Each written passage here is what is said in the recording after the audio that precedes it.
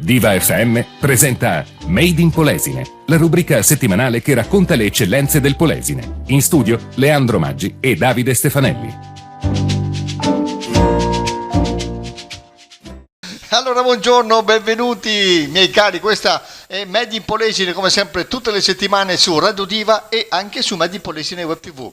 Ma chi siamo noi? Leandro Maggi e Davide Stefanelli. Buongiorno. Ancora buongiorno e benvenuti. Buondì a voi. In questo nostro sabato, dove avviene ormai da una settimana, penso un po', ormai da una settimana avviene il sabato che ci troviamo in diretta, poi domenica mattina tra le 11, anzi tra le 10 e le 11 la differita, quindi la replica. Allora, dicevo, nuova puntata di Made in Polesine, il nostro Leandro Maggi è già pronto, preparato anche per questa nuova puntata, hai studiato, sì? Ma caspita. Hai fatto i compiti? Ma caspita. Sì. È interrogo dopo. Sì, vai. No. E dopo mi dirai la frase che mi dicevano sempre, il ragazzo potrebbe fare di più. Potrebbe fare di più. È sufficiente, però potrebbe fare di più. È bravo, perché è abbastanza intelligente, ma solo che non adopera tutto il suo... la maniera elegante per dire ai tuoi genitori che eri un succon. Sì o no? Detto succon. Dai. Allora, i titoli di oggi, parliamo di giornalismo e libertà. Poi ancora il mare d'inverno. Sa perché questo titolo non mi è nuovo? È come un film in bianco e nero visto la TV. Poi nuovo codice della strada. Ancora siamo tutti europei? Punto di domanda. Ultimo, ma non ultimo. Covid e scuola. Questi i titoli di oggi. Tra poco partiamo con Made in Polesine. E allora siamo pronti per iniziare con il nostro primo argomento di oggi. All'interno di Made in Polesine parliamo di giornalismo e libertà. Allora, che dire, per quanto riguarda la Fiera Amata, la Fiera dei Libri che c'è stata a Portoviro, uno degli ospiti illustri che hanno chiamato, che l'amministrazione ha chiamato, è stato Michele Santoro. Ed è stato veramente interessante come incontro, perché naturalmente lui ha presentato un libro, il suo libro è in particolar modo un'intervista che ha fatto a un capo mafia importante, eccetera, però quello che era venuto fuori che in questo momento, in momento di mainstream, nel senso che tutto è omologato, non si può andare fuori dal coro, mettere un interrogativo quando si fa un'inchiesta, quando un giornalista è abbastanza difficile, perché poi dopo ti contestano. Lui diceva giustamente, per esempio, il discorso del Green Pass. Green Pass è vero, può aver risolto tanti problemi, però se qualcuno è contrario è giusto magari ascoltarlo, sentirlo, discuterne, eccetera. Perché questo è difficilmente fattibile in questo momento qua, premettendo sempre che io, il sottoscritto e anche tu siamo vaccinati. Noi siamo vaccinati. Non stiamo assolutamente facendo un discorso assolutamente di opportunismo, eccetera. È una scelta. Però il fatto è che se uno è contrario, e naturalmente ti porta dei presupposti importanti, è giusto sentirlo.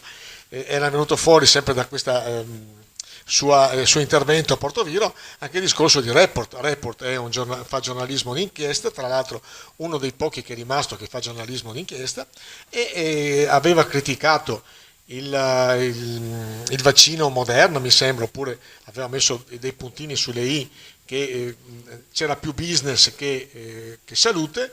È successo il re di Dio, addirittura interrogazioni parlamentari, chiudiamo Report, chiudiamo questo, chiudiamo quest'altro. Quindi la domanda è questa: quanto c'è di libertà in questo momento qua nel giornalismo? Punto di domanda. Non lo so, io nel mio piccolo qualcosa faccio, però effettivamente hai dei vincoli che sono da una parte politici, da una parte anche economici, perché se il tuo editore è sponsorizzato da questo o quell'altro partito, o è sponsorizzato da questa o quell'altra ditta, non potrai mai parlare male di quel partito e ne potrai mai parlare di quella ditta che ti sponsorizza. Insomma. Quindi ecco, purtroppo fa parte del mondo della comunicazione in generale. In America c'era un editore che diceva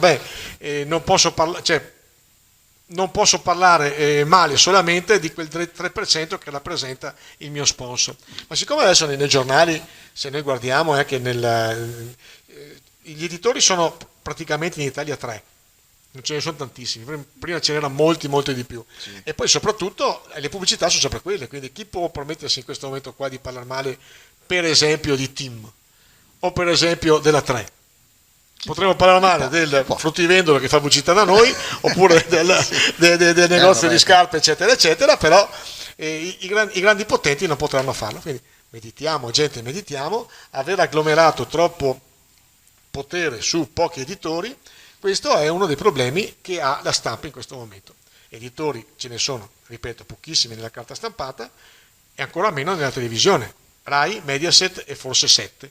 Basta. Basta. Il resto è tutto il resto è noia. Sì. Va bene, detto questo abbiamo concluso. Meditiamo, gente, meditiamo. Fin quando c'è libertà di stampa possiamo tutti vantare di dire la nostra, anche magari di dire delle fesserie e poi naturalmente vengono contestate da chi ne sa più di noi. Se non c'è libertà di stampa non possiamo anche neanche dire le cose buone. Ci sentiamo tra poco. E siamo così rientrati e siamo pronti per continuare Made in Polesine di questa settimana. Vi ricordo ogni sabato tra le 11 e mezzogiorno, poi in replica la domenica mattina tra le 10 e le 11. Adesso un altro titolo, Il mare d'inverno. Che bel titolo. Il mare d'inverno. La settimana scorsa in particolare, ma anche adesso, l'altro giorno era San Martino, era l'estate di San Martino, giornata bellissima. Quindi, però in particolar modo la settimana scorsa c'era un vento di bora. E sono state a Rosolina Mare, ma erano anche a Sottomarina, anche lì di Ferraris eccetera, e c'erano gli amanti del kite surf, sai quello che hanno il parapendio che gli tira, esatto, sì, è troppo forte, proprio una roba simpaticissima, fatta bene. Io ho intervistato anche delle ragazze che venivano dal lago di Garda e volevano appunto approfittare di queste giornate straordinarie. E che dire, ne abbiamo parlato già in questi 6 anni che facciamo il programma. Spesso che la stagione è troppo corta di Rosolina Mare, che ben venga per esempio quando fanno la ruspadina, la gara di motocross, di sfruttare un pochino esatto. il periodo anche invernale per fare il cross, portando veramente centinaia di persone, anche dei team eccetera. E quindi anche questo, sfruttare ottobre e novembre in particolar modo quando ci sono queste giornate, sarebbe cosa buona e giusta. C'era molta gente, c'era tutto quello che vuoi, non c'era neanche un bar aperto, ce n'erano 2, quindi non c'è neanche un albergo aperto. Magari queste persone potevano venire, se sappiamo che nella nostra zona c'è la ruspadina, ci sono gli alberghi aperti, c'è il kitesurf e possono soggiornare e stare, e quindi è vero che bisognerebbe allungare la stagione, però bisognerebbe dare anche i presupposti per allungarla. Quindi meditate, esatto. Operatori e meditate anche, probabilmente anche amministratori, date una mano a chi apre e magari fategli pagare un po' meno del Tari, potrebbe essere un'idea. La possibilità anche di chi ha solo il periodo stagionale di poter aprire anche d'inverno, eccetera, eccetera, eccetera, perché è stata una cosa simpatica, come ripeto, tantissime persone, anche tantissimi curiosi come me che guardavano l'evoluzione di questi atleti, ma soprattutto non c'erano bar aperti. Non c'era neanche per bere un caffè. Neanche per bere un caffè. C'era un bar, mi sembra 2 aperti in centro, proprio dal Moro non c'era neanche uno. Non c'era niente, assolutamente. Meditiamo, gente. Mette un po' di tristezza, diciamolo. Sì. Rosolina Mare durante il periodo invernale. Perché il mare d'inverno, per definizione, è come un film in bianco e nero. Nel senso, anche se vai a fare una passeggiata, proprio tutto chiuso. Non trovi niente. Ecco, tutto chiuso. Quindi è una cosa da rivalutare sicuramente. Ecco. L'ultimo sindaco Vitale diceva che era imminente il fatto che demanializzassero la Piazza Europa e finalmente facessero una serie di negozi. Quindi adesso sentiamo Michele Grossato, nuovo sindaco, se ci darà notizie importanti che finalmente questo progetto vada in porto. Benissimo. Sarebbe una cosa buona e giusta. Sì, sarebbe cosa buona e giusta, certo. Non penso sia nell'immediato. Non sia una cosa che si può fare in questa stagione, sicuramente no. Di solito magari la prossima, per la prossima, per il prossimo inverno, non questo che stiamo per affrontare adesso, magari per il prossimo inverno. Adesso potrebbero fare i lavori. Sì, per esempio dove c'è la piscina Europa, sai che sotto era tutto predisposto per fare negozi o altro. Sì. Alla fine c'è solo un bar, un ristorante, e purtroppo il progetto di fare negozi eccetera è andato scemando, non hanno neanche mai fatto le vetrine, ma soprattutto hanno chiuso anche la piscina. Vabbè, ma detto questo vi salutiamo e riprendiamo al prossimo posto. Ci sentiamo tra pochissimo, dai. Questo è Made in Polesine, come sempre tutte le settimane su Radio Diva e anche su Made in Polesine Web TV. Io sono Davide Stefanelli, lui invece è Leandro Maggi e adesso un altro titolo che sta per arrivare, Nuovo codice della strada. Questa è una cosa questa settimana, Importante. mercoledì scorso, il 10, è andato in vigore il nuovo codice della strada. Cosa importante, purtroppo tante sono le macchine che girano, tante sono le strade messe male, tante sono le persone che vanno al telefonino e tanto il pericolo vengono aumentati. Esatto. Purtroppo ogni settimana aumentano sempre di più gli incidenti, molto spesso anche mortali, e quindi... Allora, vogliamo farvi un vademecum di quello che succede Sì. dal 10, da mercoledì scorso. Cellulari alla guida, questo secondo me è molto importante. Multe per chi usa cellulari alla guida, sanzioni estese a PC, anche chi adopera PC portatili, tablet ed altri device. Beh, insomma, in auto. Onestamente non ho mai visto nessuno guidare col computer. Col computer, Cioè, che il computer sarebbe il massimo. però proprio. ho visto tante persone però che col ginocchio guidano, io per esempio sono uno di quelli che non riesce a scrivere con un dito solo, E allora col ginocchio. e col ginocchio si muove. Molto allora, bene. poi dopo, anche questa qua è una cosa di grande civiltà, parcheggio disabili. Prima si pagavano 168 euro di multa e 2 punti decurtati, invece adesso la multa è passata per chi parcheggia nel parcheggio disabili senza averne diritto, 672 euro di multa e 6 punti decurtati. E quindi è stata... E quindi uno magari ci pensa.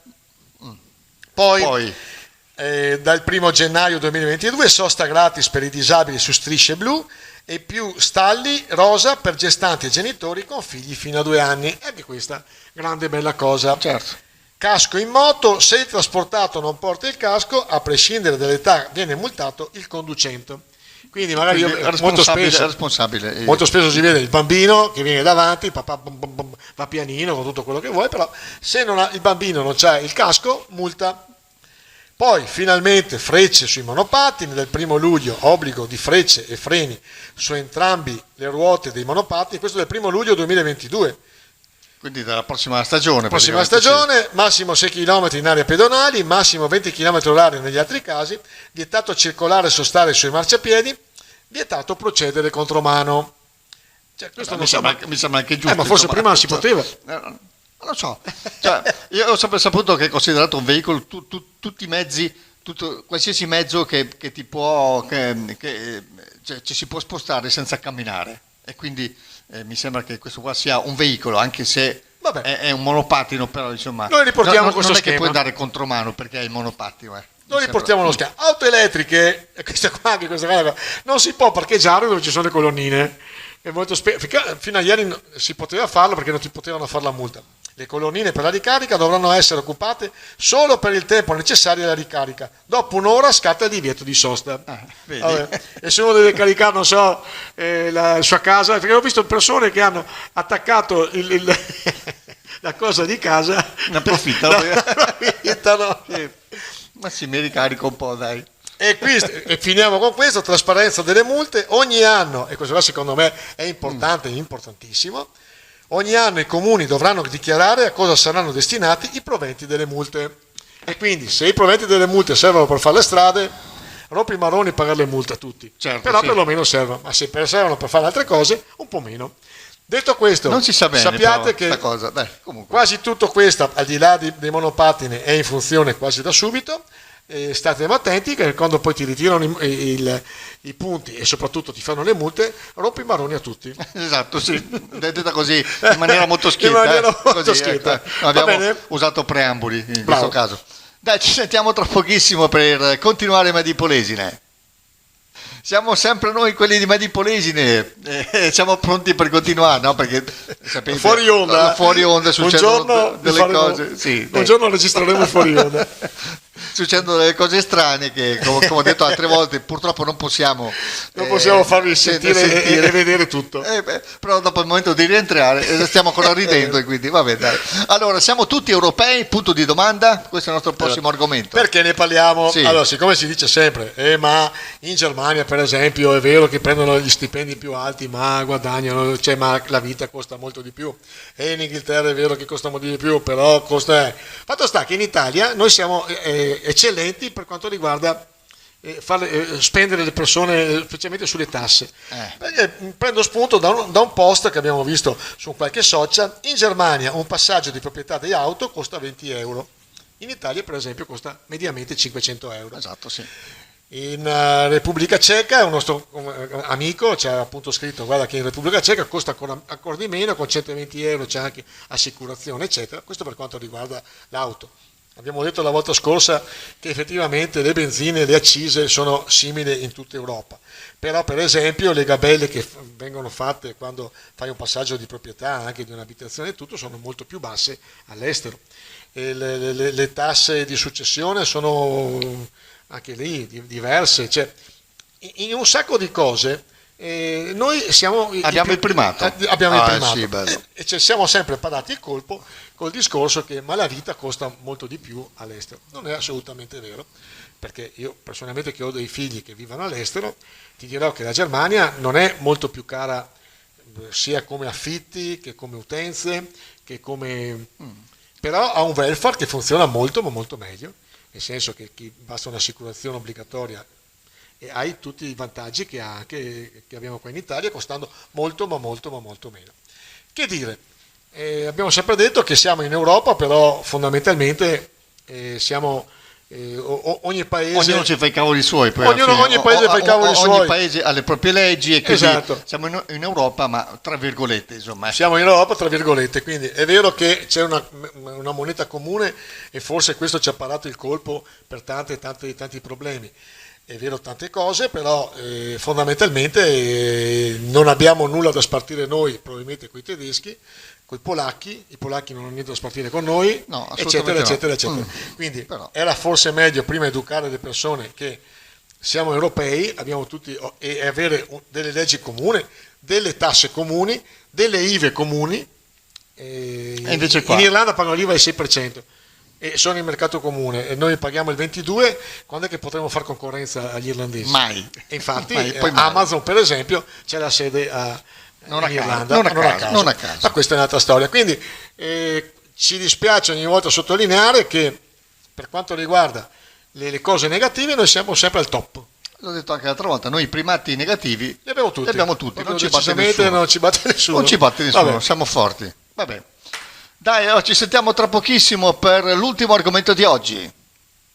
E siamo così rientrati per affrontare quello che è il nostro ultimo argomento di oggi all'interno di Made in Polesine. Volevamo parlare di questo ponte della Gramignara, insomma, che da un po' di tempo che è lì in stand-by, possono passare solamente biciclette e motorini e così, traffico leggero, leggerissimo. Ecco, c'è una buona notizia, ogni tanto diamo qualche buona notizia, c'è il sindaco che ha annunciato.